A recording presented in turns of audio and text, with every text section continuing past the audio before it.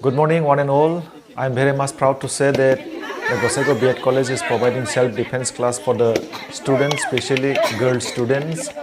The main purpose of this self-defense class is to make every girl student self-confident, secured, and physically and mentally strong. The class is provided by the specialist. This time, Sri Prafulla Mosahari, 5th Dan Black Belt in Taekwondo. He visited my college and he provided his supervision, he provided his training, he provided his education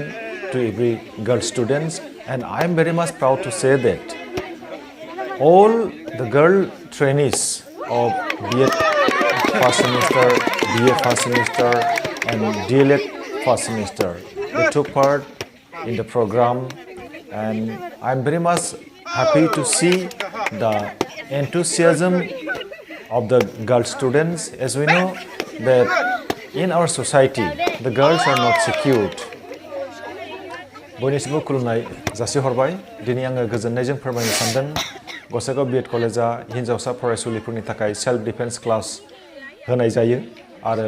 बे self defence क्लासखौ जोङो मोनफ्रोमबो शनिबाराव होनाय जायो एक्सपार्टखौ जोङो लेंहरो देग्लायबो जोङो थांनाय शनिबारै सासे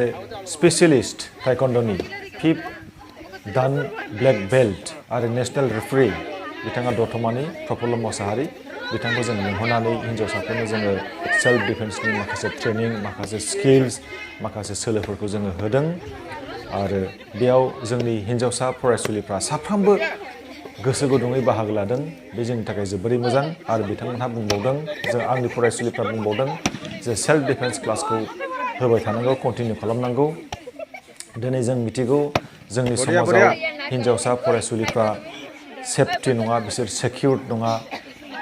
ससे थाङोब्लानो बहाबा गोजानाव थाङोब्लानो खाबु लानानै उदखारिफ्रा बिसोरखौ एटेक खालामो आरो बिसोरनि सायाव फिजिकेल मेन्टेल सेक्सुवेल हेरेसमेन्ट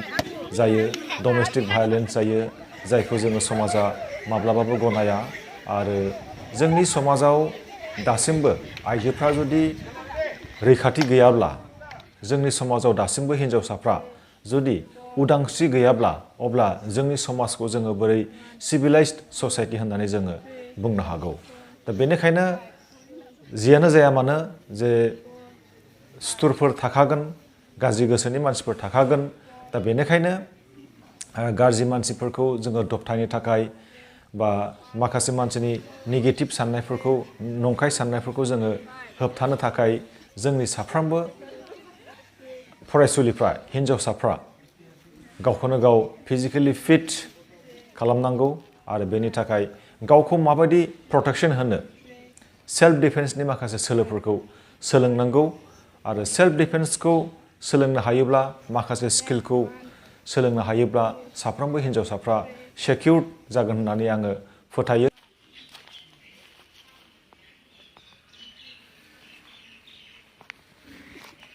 চয়নিকা ভকত ক'ৰ পৰা আহিছে মই ধুবুৰীৰ পৰা আহিছোঁ চ' গোসাইগাঁও বি এড কলেজটো কেনেকুৱা লাগিছে কলেজটো বহুত ভাল লাগিছে ছাৰহঁতো বহুত ভাল আৰু ইমান বেলেগ বেলেগ এক্টিভিটিজ কৰায় বহুত ভাল লাগে আৰু আজি সেল্ফ ডিফেন্স হ'ল এইখিনিও বহুত ভাল লাগিছে গোসাইগাঁও কলেজ বি এড কলেজত যিটো আমাৰ টাইম টেবুলটো আছে সেইটো মেইনটেইন কৰে মানে 10:30 পৰা ক্লাছ মানে 10:30 পৰাই ক্লাছ ষ্টাৰ্ট হয় আমাৰ যিটো ক্লাছৰ টাইম টেবুল একদম ঠিক আছে আৰু যিটো কথা দিয়ে সেইটো কথা ৰাখে আৰু ছাৰে আমাক কৈছিলে প্ৰত্যেক শনিবাৰে সেল্ফ ডিফেন্স ক্লাছ কৰাব বুলি সেইকাৰণে আজি সেল্ফ ডিফেন্স ক্লাছ কৰাইছে আৰু এই ক্লাছটো কৰি আমাক বহুত ভাল লাগিলে আৰু আশা কৰিম নেক্সট উইকতো আৰু পাম বুলি এনে ছাৰ গোটেই আমাৰ গোসাইগাঁও বি এড কলেজত গোটেই ছাৰ বাইদেউবিলাকে আমাক বহুত ধুনীয়াকৈ কৰায় প্ৰিন্সিপাল ছাৰো আমাৰ গোটেই ক্লাছ আমাৰ